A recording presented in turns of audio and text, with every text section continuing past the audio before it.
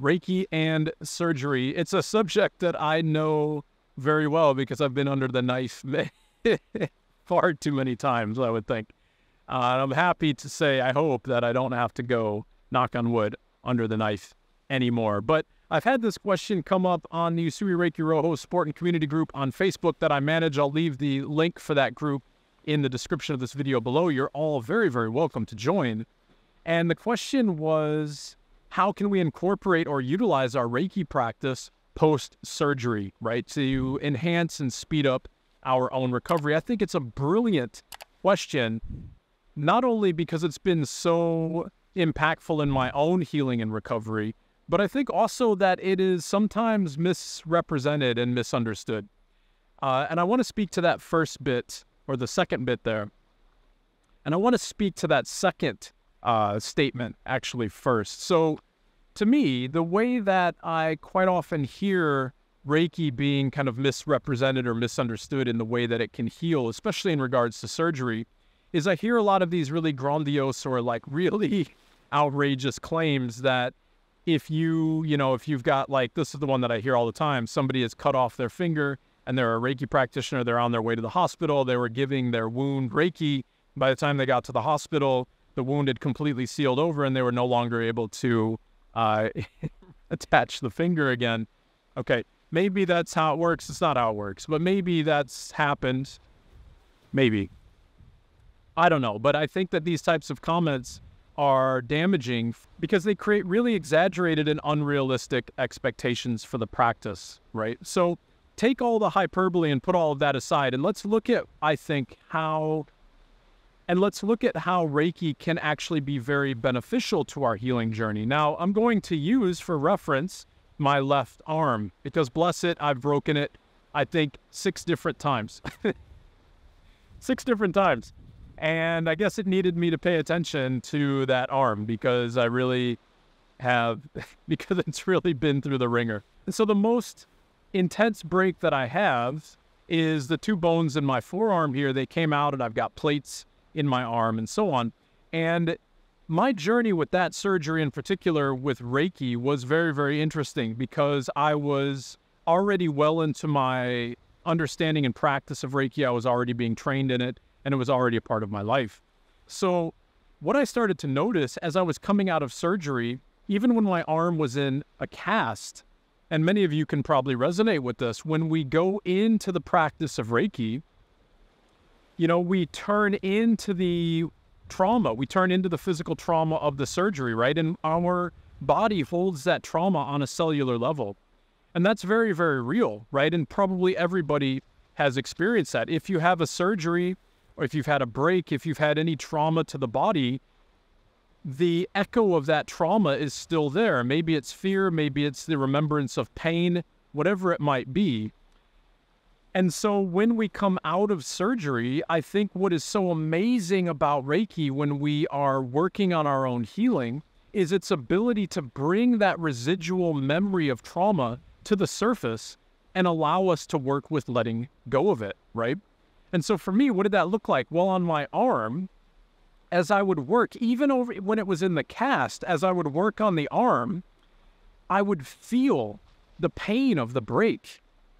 And even years after the break, like my arm is fully healed, there's no, resistance of movement, there's no trauma like that. I've got full range of motion and everything is back to normal, luckily.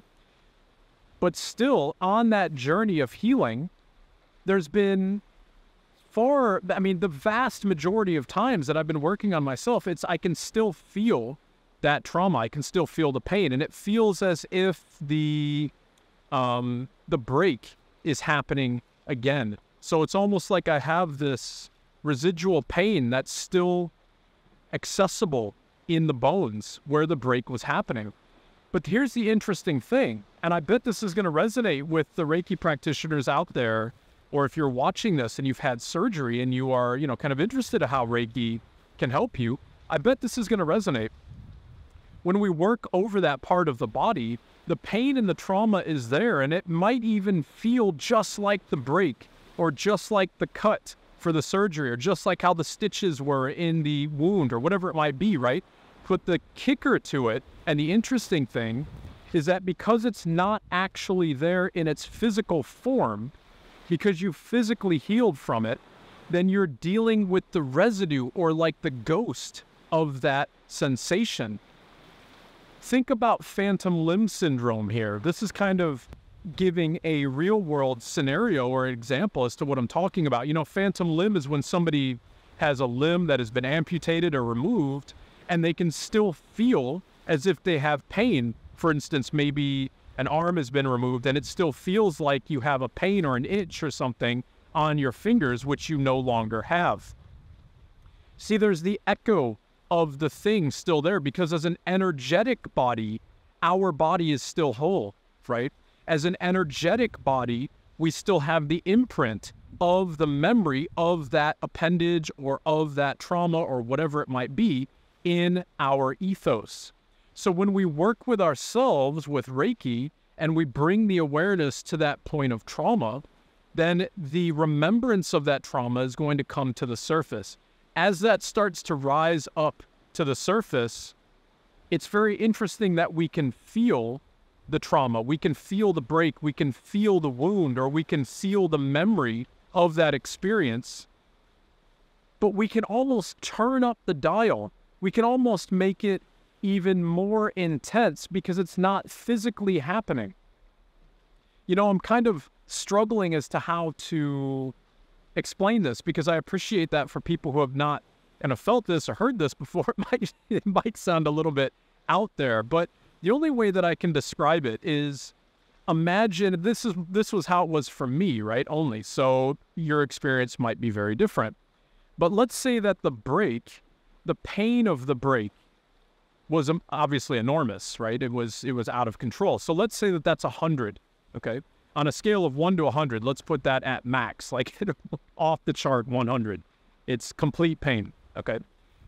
Now, the interesting thing, though, is when I was working on that break, the pain was there and it would hit that level of 100, but because it's not physically happening, it would simultaneously be a 0.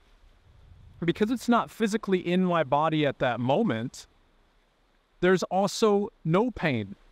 So, again, I'm really struggling as to how to explain that, but imagine that you can feel both at the same time, or you can witness and experience all of that pain, but because the physical body is aware that there is no break at this moment in a bone, for instance, then the emotions and the sensations of the body, the attachments to all of the experience that would be kind of going haywire during a break, all of those are calm and settled. And so because they're all calm and settled, we've got this really bizarre duality at play here, like maximum pain, and then the ability to recognize that that pain doesn't even exist.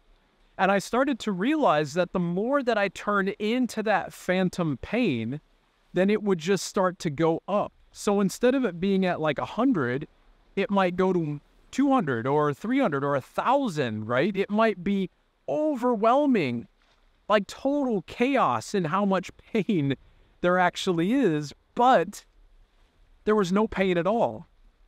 There was this very bizarre duality, and I started to play with that. I started to really sink into it. And, you know, as I started to sink into that duality at play, the healing really accelerated.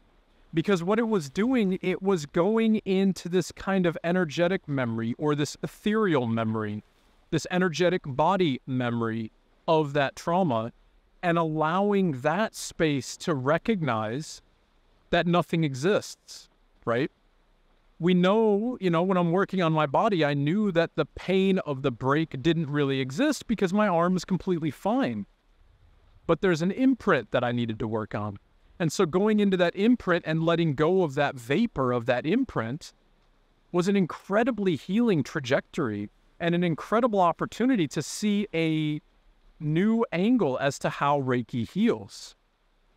You know, so if you have surgery that has taken place and you really want to dive into it, then in your self-practice, hold the space of the wound, hold the space of the trauma, and sit with it. Just be with it, and let that pain come to the surface. Now, I'm conscious that I've said sometimes it went up like 10 times more intense on the pain scale. I don't mean to suggest that I just recognized this duality and then just went from 0 to 1,000 in the intensity. There were many, many times where I had to stop because it did get too intense. But keep coming back to your practice time and time again, and I think that we are going to be able to see the ability to let go of the vapor or the memory of that trauma. And I wouldn't doubt, as I'm recording this, I'm thinking this as well, this would be the same way that phobias are going to be worked on with Reiki, or the same way that, past life trauma, or just irrational fears. And not to downplay our fears, but I mean irrational because we just have no idea why we're afraid of these things, but they're just anchored in our psyche, right? So we turn into those kind of memories or those vapors of trauma, and we sit with them in our Reiki practice, and they dissipate, they release, right? This is Shinshin Kaizen Usui Reiki Ryoho. This is the whole point of the practice, that if we quiet down the mind, the body will follow. See, in that break, we think, or I was thinking anyways, that the pain of the break was still in my left arm, but it's not. It's in my mind, right? Because my left arm was completely healed at that point. So there's no break, so there shouldn't be any pain and there shouldn't be any trauma. But there still was, because there was a residue of that in my mind. So if we remember Shinshin Kaizen Usui Reiki Ryoho, we can see, again, a beautiful reminder of how to turn into our practice to let go of all of the things that we might be holding on to. So if you've recently had a surgery that you've gone through, or you are trying to heal from it, or if this is resonating with you, I would love to hear your experiences in the comments below. Let me know if that touches home for you, and let me know if it helps your own journey, right, with Reiki and the incorporation of Reiki as we recover from these residues of trauma.